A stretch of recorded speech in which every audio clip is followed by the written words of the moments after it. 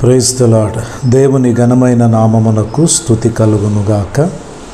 ప్రియమైనటువంటి దైవ జనాంగమా, మన ప్రభువును రక్షకుడనైన యేసుక్రీస్తు నామములు మీకు వందనాలు తెలియచేస్తున్నాను. బాగున్నారా? యేసుక్రీస్తు యొక్క కృపను ఆధారం చేసుకుని బ్రతికే ప్రతి వ్యక్తి తప్పకుండా బాగుంటాడు. క్షేమమును దేవుడు కలగజేస్తాడు. ఒక అద్భుతమైన మాట మీకు జ్ఞాపకం చేస్తాను. దేవుడు పదే పదే నా మనసులో ఉంచుచున్న ఆ తలంపును మీకు జ్ఞాపకం చేయడానికి ఇష్టపడుతున్నాను. అదేమనగా పేతురు రాసిన మొదటి పత్రిక 5వ అధ్యాయము 7వ వచనము ఇలా రాయబడి ఉంది. ఆయన మిమ్మును గూర్చి చింతించుచున్నాడు గనక మీ చింత యావత్తు ఆయన మీద వేయుడి. ప్రియులారా, ఇక్కడ దేవుని వాక్య భాగములో మీ చింత యావత్తు ఆయన మీద వేయుడి అని చెప్పిన మాటను మీరు జ్ఞాపకము చేసుకుంటున్నారు కదూ. చింతించడం అనేది ఒక పాపం. మనోవ్యాధికి మందు లేదు అనేటువంటి ఒక పుస్తకములో ఆ మొదటి వరుసలోనే ఆ పుస్తక రచయిత రాసిన మాట చింతించడం పాపమని. ఎందుకు అలా రాశాడంటే, ఒక వ్యక్తి ఎప్పుడైతే క్రీస్తును కలిగి ప్రార్థిస్తూ నేను విశ్వాసం ఉంచుచున్నాను దేవుని మీద అని చెబుతూ మళ్ళీ తనకున్న సమస్యలను బట్టి చింతిస్తూ ఉంటాడో, ఆ వ్యక్తి దేవుని యొక్క శక్తిని సందేహించినట్లు, దేవుని కార్యాలను సందేహించిన వాడవుతున్నాడు.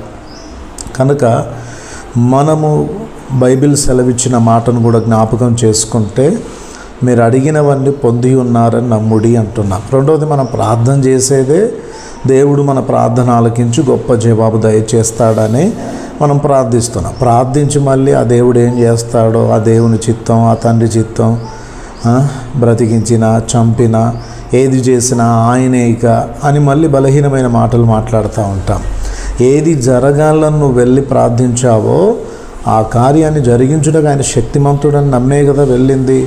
మళ్ళీ ఆ ప్రార్థన చేసిన తర్వాత సందేహించడం అనేది నీ యొక్క అవిశ్వాసం, నీ బలహీనత. అందుకే బైబిల్ సెలవిస్తుంది, ఆయన మిమ్మల్ని గూర్చి చింతించుచున్నాడు గనక మీ చింత యావత్ ఆయన మీద వేయండి.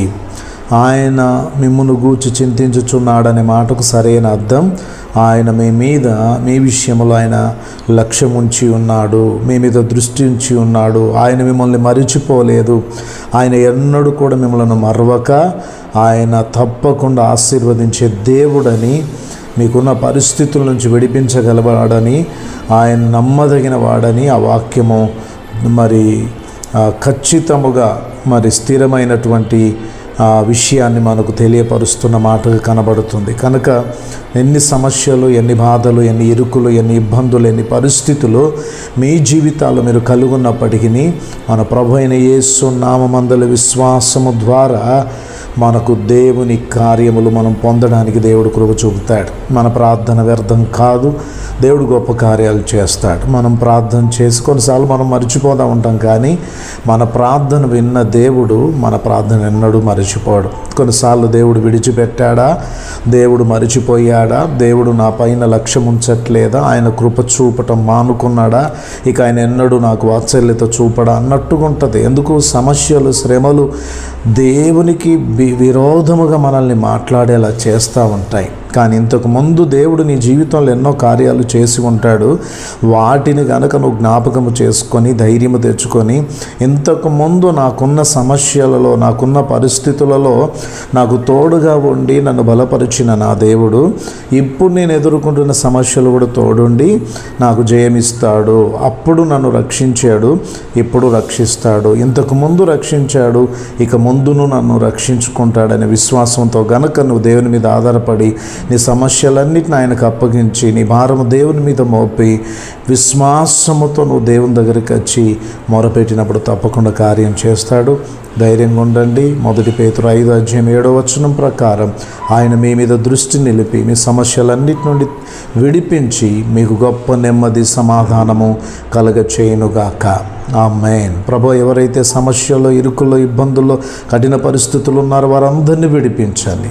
సమస్త జ్ఞానానికి మించిన సమాధానం వారి హృదయాలను ఏలుబడి చేయునుగాక అని ప్రార్థిస్తుండగా నీ గొప్ప సమాధానం వారికి ఇచ్చి సమస్యలన్నిటి నుంచి విడిపించి మేలు చేయమని యేసు నామములో స్తుతించి ప్రార్థిస్తున్నాము తండ్రి.